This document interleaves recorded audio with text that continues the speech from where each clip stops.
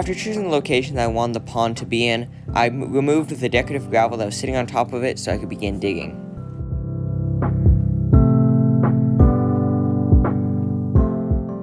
I then placed my little pond shell in the area that I want it to be, and then used spray paint to trace a little outline so I can cut the weed guard.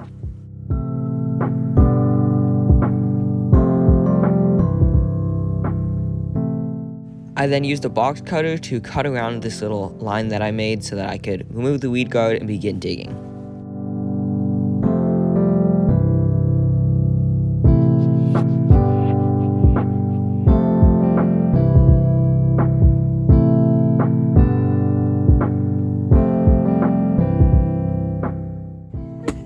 First scoop.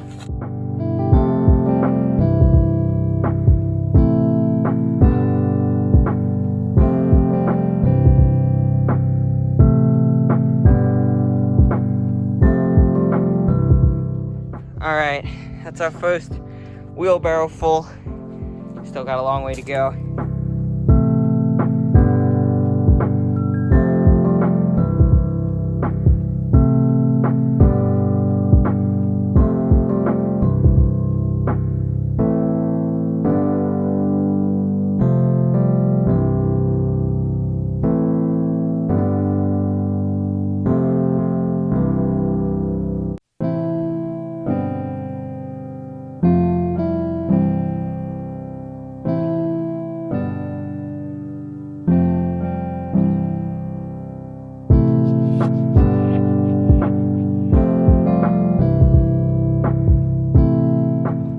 Digging update, the ground has gotten significantly harder to dig into. We started hitting some of these roots right here, which is a bit annoying. Getting a lot harder to go through, but you know, we make progress.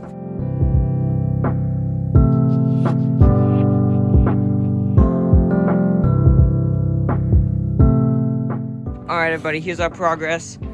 We're just level. I mean, it's just a little bit off, a tiny bit, but you know, that's okay. And just about level here. We won't see much of a difference if it's a little bit each way, but as you can see, we need to fill this in a bit, but it's sticking above the ground a little bit, and that's okay. That was intended just so in case we're not gonna get any, but in case you get like a ton of rain or something, or leaves that pile up on the sides, or just rocks that go into it, nothing's gonna fall right into it. There's a little lip to protect it. I did drill a couple little drainage holes on this side and on that side. It's not gonna do much, but just in case it rains starts to make it overflow. We don't get a ton of rain here, but you know, gotta take the precautions. It's looking really good. So we're just gonna start moving all this rubble just sort of up against it. We're gonna start filling in these edges with dirt, and it'll settle as we fill water into it, but it feels really good to start making this whole thing sort of become a reality.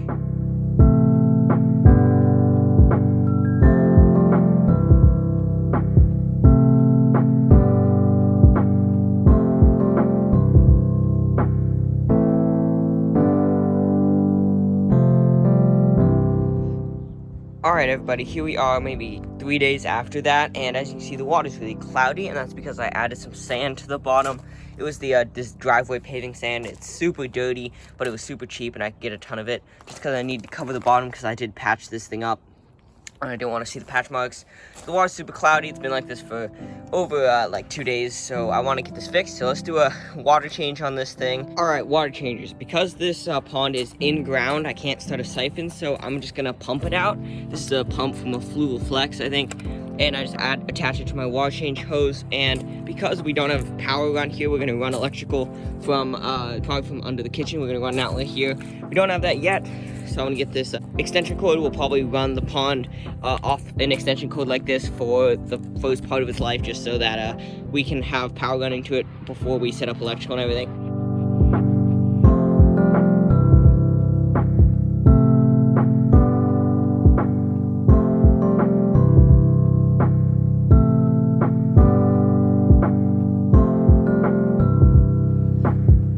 Here we are, pond's drained. You can start to see the sand in the bottom, just sort of this dark, not really super noticeable color, just gonna kind of help make the fish pop against it. What I'm gonna do, I'm gonna put the bin in here, put the hose in here, and use this to help keep it from clouding up the water again. Hopefully we'll have a bit clearer water than the last time, and then once you start getting filters fitted and stuff to this, it'll start getting nice and clear.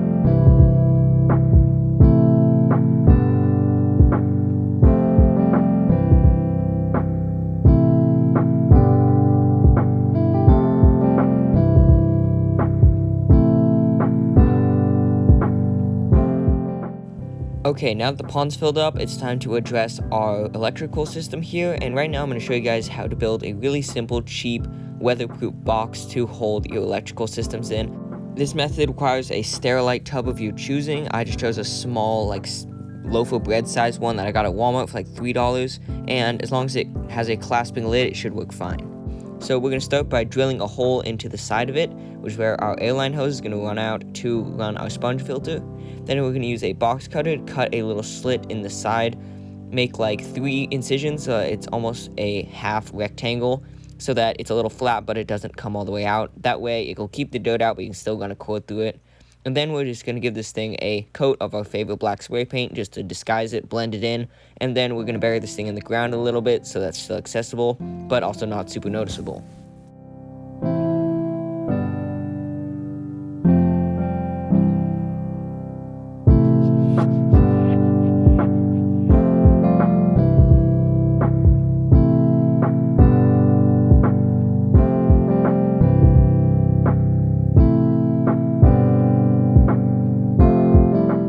Alright everybody, I want this pond to be a sort of all-around solution. I might have to eventually bring the fish in for the winter, but if I can, I'd like that to not happen, and so I got a heater for it. This is just an Aqueon 200 watt preset heater, but because of the way it's set up, the suction cups don't work, so what we're going to do is just drill a hole, like I'd say, right here, through this, right? And that might seem a little weird, like why are you drilling a hole in your pond? So what I'm going to do is just set this heater down right here so it's up against this hole. And then, actually I'm going to have to drill 2 holes. Go in this hole and then back out this hole with the zip tie. We got it? Alright, so like that, I'm just going to get this heater cord situated and then just tighten the zip tie down. And this is a really easy way to get a heater in your pond if it's round like this and the suction cups don't work. I did not bring a cutter, so I have to get that. So yeah, we got a heater in here now. Next thing, planting substrate. So this is going to be for our water lilies and any stem plants you want to put in here. You can do more of these. So I've got just this little kind of planting bin for pond plants. Pretty fine mesh, so a lot of stuff isn't going to come out of here. And what I'm going to be using is this organic kitty litter right here. This is the natural kitty litter from Walmart, and it's all just compressed clay. And a lot of these water lilies really like an iron-rich substrate, which is exactly what clay has. Lots of iron, pretty high grain size, pretty much gravel. Pretty much what I'm gonna do is just pour this bag as much as can fit in here into this little bin. Fill it in. As you can see, it just looks like gravel pretty much. And then once we got that, just smooth it out, and we got a little planting medium for our lotuses and stuff like that. So this is probably going to be pretty dusty, so I'm going to have to really slowly lower this into the pond. So let's get this thing in. Alright, so we got our planting bin. I'm going to put it sort of in the center. Just gonna, because it's got these holes in it, water can flow into it freely. And if I set it in really slowly, you can see there's quite a bit of muck in it, but we can just do another water change. Just gonna let it go down slowly. Typically you'd want to rinse this out, but I just didn't have the time beforehand. I'm just gonna set this down here. And now we've got a planting basket and a pretty murky pond. Alright, you can't see in the pond very well, but I'm going to start adding the first plants in here. This is just going to be some hornwort and a dwarf cram lily. Those will be our first inhabitants in here. The dwarf cram lily will just send up some lily pads for us, which will give us that nice natural look. And the hornwort, because it's outside, it's going to get lots of sunlight and hopefully nutrients from the water column, so it'll spread out, create a big bunch that the fish can hide in and hopefully reproduce after they've been out here for a while. So pretty much what I'm going to do, just really pull them out here. Let's check out our plants here. Here's one right here. and it's a pretty hefty clump right here. And hornwort doesn't even need to be detached from this planting thing. So what I'm gonna do is just literally set the stem plant down in here, just sort of let it kind of fall onto our kitty litter, but it can float around too, it doesn't really matter. Just sort of pull it out, and this planting ring will hold it to the bottom. You'll get this from the store. Unlike other stem plants where you want to remove this ring because it'll rot it, hornwort is totally fine with it. So pretty much just throw this in there, that'll grow out. And then we got a dwarf crayon lily. See, there's a little bit of stuff sprouting out of it. And this is what we want to plant right onto our substrate right there. Just gonna set it down on top of that little kitty litter area, and then we'll have that growing. So those are our first plants in the pond.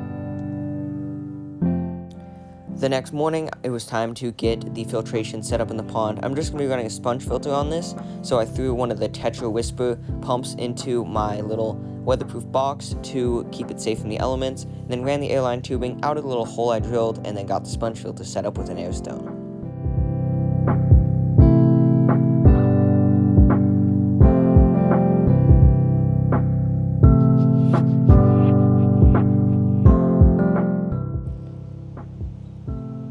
About a month or two later, after that last clip you just saw, it's time to add some plants that will be coming around the pond. I started with experimenting with some hardscape that I'd collected, but I decided that it just wasn't really working for the design, so we just moved on to plants.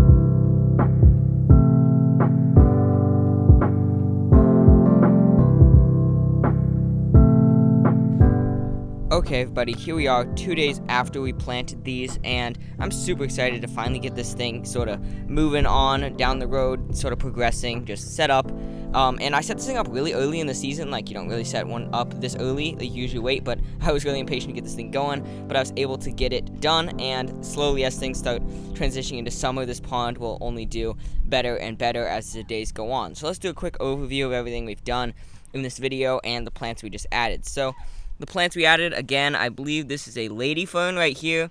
This is a tassel fern, I think is what it says. Yeah, I added these little tags that they came with, just like help me remember these guys. This is a sweet woodruff. These are 2 daylilies right here. Is another lady fern. These guys will get pretty big. We'll see if I ever have to transplant them to maybe a different part of the yard or something like that. But for now, they look great here, and I'm super excited to watch them fill in, kind of overtake this area.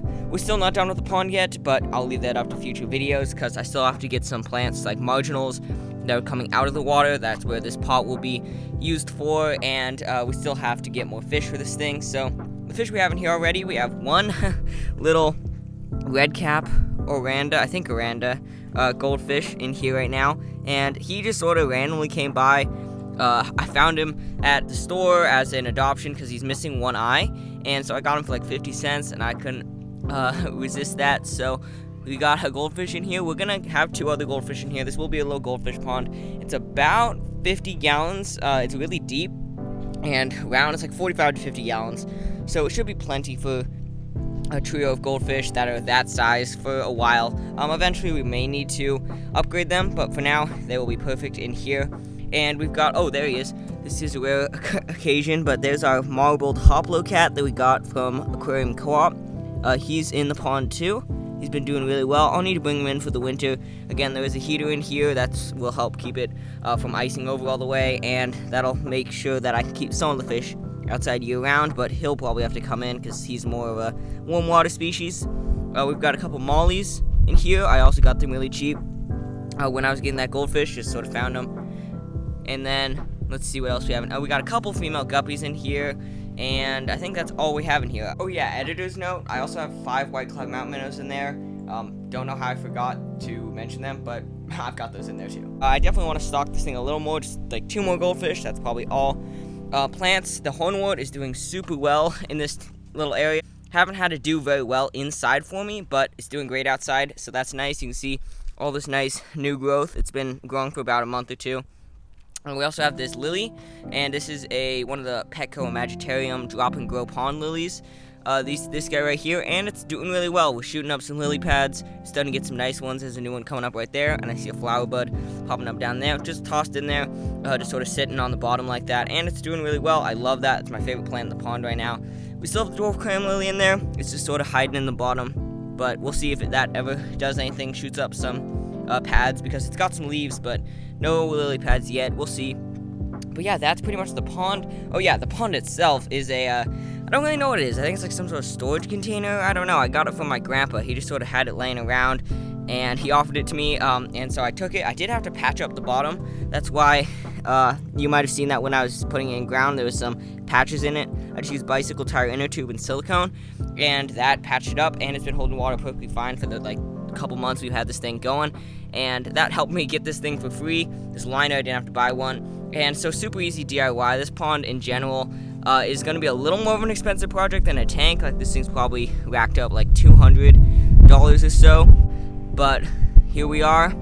Pond is set up. I can't wait to watch this thing progress. I'll keep you guys updated on it, and we'll have more videos on this thing, getting more fish for it, planting it up, and all that good stuff like that. So yeah, I hope you guys enjoyed this video. Thanks for watching, and I'll see you next time.